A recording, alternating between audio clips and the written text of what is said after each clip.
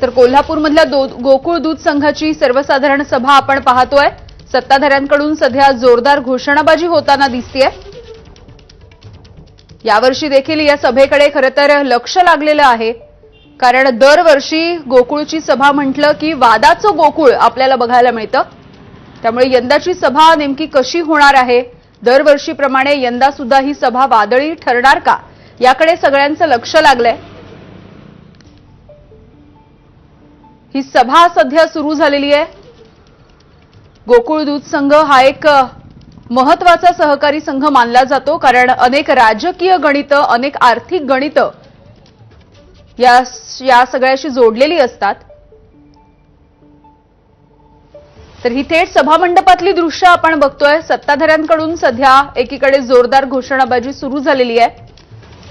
सतेज पाटील, हसन मुश्रीफ हे सगळे या ठिकाणी आपण पाहतो आहोत।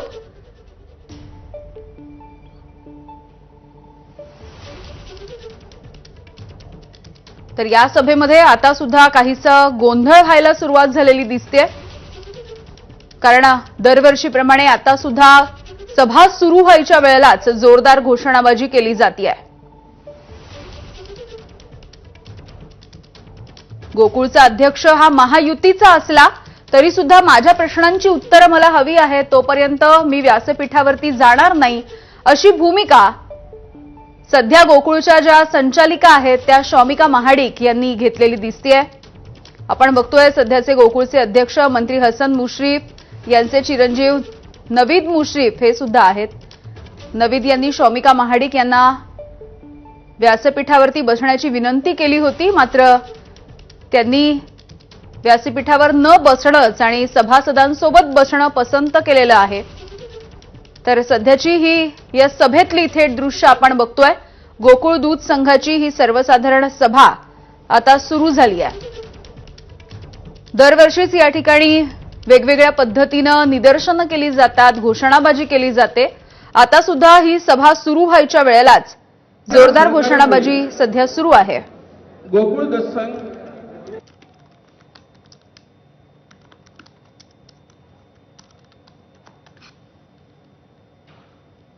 आपल्या सर्वांचा गोकुळ दूध संघ सतत प्रगतीकडे वाटचाल करत आहे।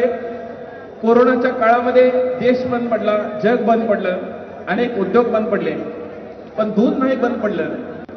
हा दूध व्यवसाय शाश्वत आहे, टिकणार आहे आणि कायमस्वरूपी चालणार आहे, म्हणून प्रत्येक उत्पादकानं दूध व्यवसायाकडे सर्वसाधारण सभा ही अतिशय खेळीमेळीत पार पडेल आणि सभासदांचं समाधान होत नाही तोपर्यंत त्यांच्या प्रश्नांची उत्तरं दिली जातील, अशा पद्धतीचा विश्वास आहे तो गोकुळचे चेअरमन नवीद मुश्रीफ यांनी या ठिकाणी व्यक्त केलेला आहे। आणि आपण जर बघितले तर व्यासपीठावरची ही जी बसण्याची व्यवस्था आहे ती आता आपण बघतोय, कारण नवीद मुश्रीफ यांनी शौमिका महाडिक यांना व्यासपीठावर येण्याची विनंती केली, मात्र शौमिका महाडिक यांनी मी सभासदामध्येच या ठिकाणी थांबेन अशा पद्धतीची भूमिका घेतली।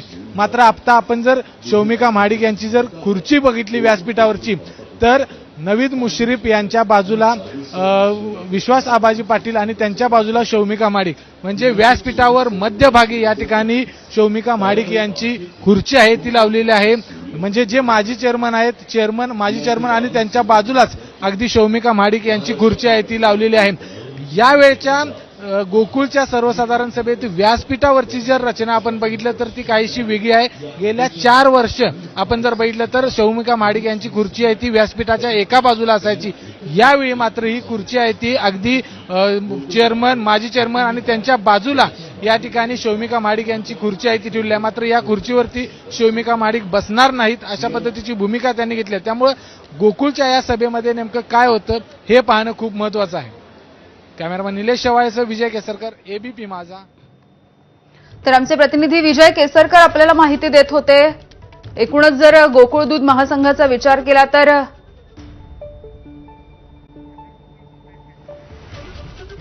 आणि